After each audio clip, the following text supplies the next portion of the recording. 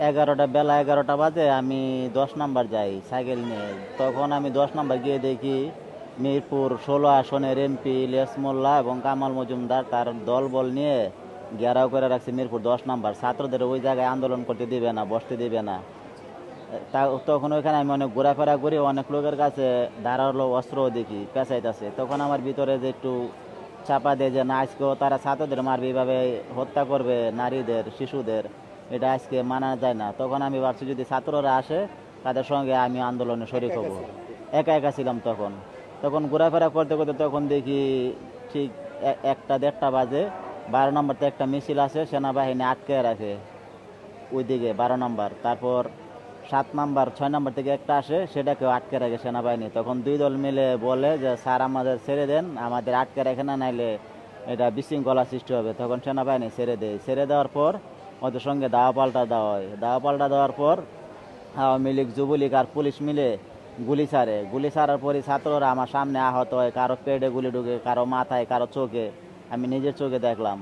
পরে সেনাবাহিনীর কাছে বলতেছে দেখেন স্যার আপনাদের সামনে এভাবে গুলি করতে, স্যার আপনারা কি করেন ছায়া ছায়া দেখবেন। তখন সেনাবাহিনী বাধ্যতামূলক উপরে ফায়ার করে, উপরে ফায়ার করতে থাকে।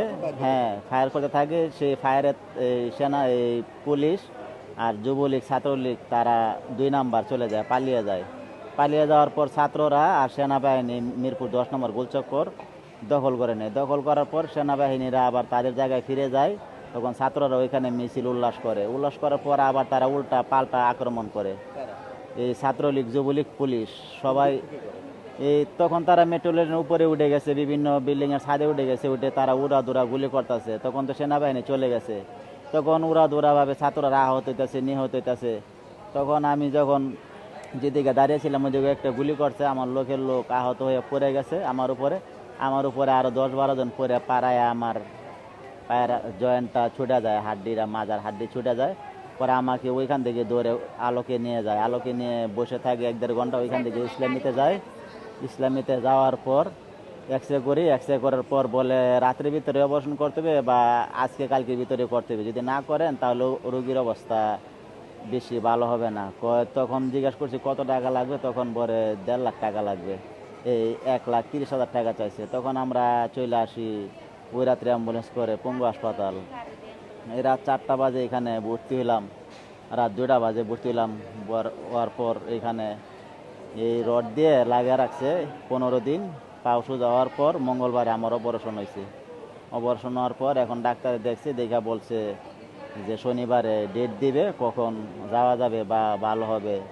এখন আগাতে মোটামুটি সুস্থ, কিন্তু পাও ভাঙছে। আমার দুঃখ নাই, আমার মতো অনেক ছাত্ররা আহত হয়েছে, নিহত হয়েছে। 15 বছর 12 বছরের পোলাপানের পাও গেছে আমার চোখের সামনে। এগুলো দেখে সহ্য করা যায় না। নারীদেরকে আহত করে, ওরা পিড়ে মারে, এগুলো দেখে মানা যায় না। এই কারণে আমি আন্দোলনে গেছি।